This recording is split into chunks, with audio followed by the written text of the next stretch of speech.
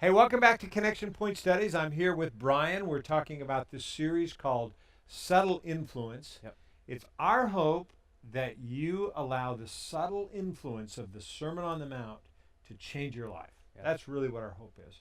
And we're doing this through small groups. Yep. Now, Brian, you lead a lot of small groups. You help people with small groups. So I've been asking you some tips Yep. on small groups. So Yep. here's the subject there, or I've seen it happen with kids. It never happens with adults. But Yeah. when somebody dominates a conversation, you get Yeah. a group and one person's a little more chatty than the rest of them. Yes. How do you do that in a way that everybody feels good about it? Yeah. What do you deal with that? How do you deal with that? How I deal with it is I always do it privately first. I'll pull them aside with a student. Obviously, you can be, I'm a little more in your face with the students. I give them boundaries. You can't do this. You can't do that.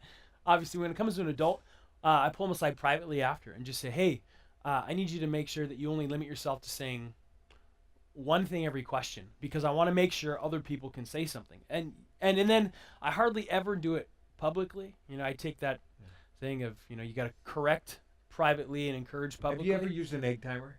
An egg timer? No, I haven't. Have you? I mean, it's a good deal. You Yeah. just took, okay, here we go. I get a lot of people that like to talk. If you get Yeah. a group that loves to talk and Yeah. you never get through, Yeah. use the egg timer There and you say, go. okay, you get an egg timer. Yeah. What we also do too, we throw away, we call it the elephant, and it's a stuffed elephant in our small group. You can't talk unless you have that in your hand, so we do something that's like that kinda as well. That's cool. Yeah, well, what's kind of neat then is that you throw it at whoever you want to talk. Then. Exactly. Hey, there you go. There's an idea that'll work in your group. Well, hopefully you're having a chance to get to know each other in your small group and that you're developing your small group. Yeah. And we want you to do that. So this next question is actually a coffee cup question. So Brian, let's start out with a question. Okay. When you were a child, what was a promise made to you that never got fulfilled? Okay.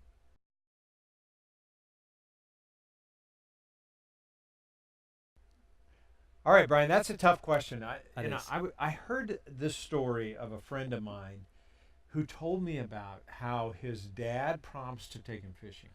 And one Saturday morning, his dad went off to work, forgot about his promise, and the son packed a lunch, Oh no. sat in the driveway, Ugh, waiting for his dad to come take him fishing, and he never came. that's terrible.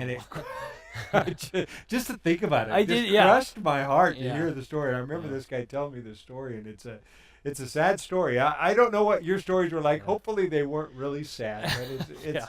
it's interesting as you reveal a little bit about yourself together as a group. Yeah. Now we want you to read today Matthew 5:27 through 48, and before you actually read that, we'll give you a question to go along with that. So let's give them a question, and then we'll let them go and read this. Absolutely. Each commandment in these verses is about respect. Lists the people and the relationships you are commanded to respect. So you got to read the whole passage to get this, and think about that question, and come back and we'll talk about it.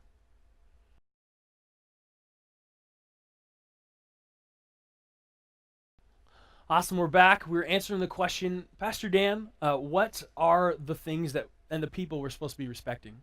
Yeah, this is an interesting passage. When you look at 27 all the way through the end of the passage you read today, you can kind of see, I see three different relationships. You may see a little bit more, but the first relationship is when it talks about lusting after women, and that goes both ways, lusting after men or women. The eyes of lust means you put somebody in your mind as an object rather than a person, and that you're not respecting them. And so lust becomes one of those moments where you're not showing respect. Yeah. Then there's this whole divorce thing, and this is a tough thing because in our culture today, divorce is very rampant, as it was in Jesus's culture. Yeah. Really what he's talking about is respecting your relationships, your primary relationship.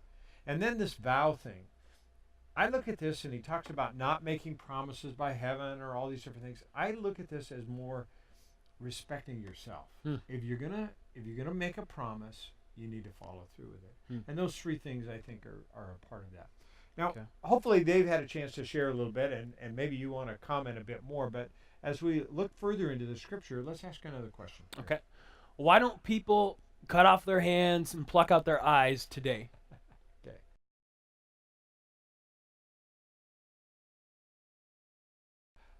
Okay, so we've got to look at the scripture here. It says, so if your eye Even your good eye causes you to lust. Gouge gouge it it out, out. throw it away. It's better for you to lose one part of your body than the whole body. And the same thing with your hand. Yeah. So why don't we have eye plucking rooms and hand gouging rooms? Why don't we do that, do you think? Well, obviously, like sometimes you might think, oh, that's a stupid question, but I think people. I ask myself, well, was he being literal with it, or does he seriously want to do it? Or if you were lusting and you pulled out your eyes, would it help? Well, it might help, but I don't want to pull out my own eyes. I want my eyes. I like having hands to eat food with, do things like that. This is really a hard issue, isn't he? Talking about. Yeah. And I think he's saying, I think that really when it gets down to it, he's talking about cutting out the things in your life that are causing you to stumble. Yep. And there always are things in every one of our lives, and my things are different than your things, and someone else's things are different than my things. And whatever it is, as I look at my life, that's what you do. Now, some people will look at this and say the eye is the gateway to the mind. So there's some mind things that you need to control in your life. Some people look at the hand as the action part of our life. And so there's some things you need to cut out as actions in your life too. I like to think of it too is that seems so unrealistic that he would do that.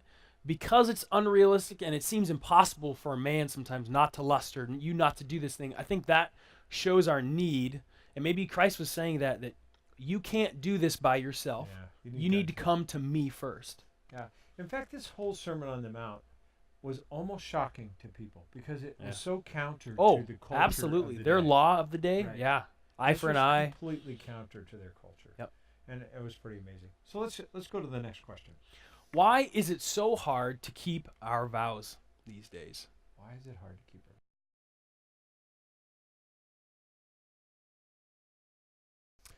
Okay, so we're really talking about marriage vows and then also all kinds of vows. Do you have people in your life that really keep their promises, keep their vows? Yes, I do. I do too. Yep. How about you? Is it natural for you to do that, or do you have to work at it? I've had to work at it, especially, you need to figure out who you are, and some people are people pleasers. And I've really come to respect people who either say, Brian, yes, or Brian, no. Yeah. And I love that, instead of everybody who says yes all the time, and they never come through with what they say they're going to do. Here's the one that gets me. It's my time, where I'm going. I'll meet you at, and... Like video shoot at 3 o'clock, right? That's right. Pastor Dan was late to video shoot today. Late today. And I get so engrossed in a conversation with somebody that the next person gets slid, and my promise for the time goes on. So I can see where it's really hard to keep your word. But what I love what Jesus is saying is if you're going to do something, if you're going to say something, you ought to really mean it. And that's a powerful thought. And it's good practice in our lives as well. So let's think about the application question, or the question 4 that we have for them today. Let's ask that question. When was the last time you turned the other cheek, gave away your coat, and walked the extra mile? Does Jesus really expect us to do these things these days? Awesome.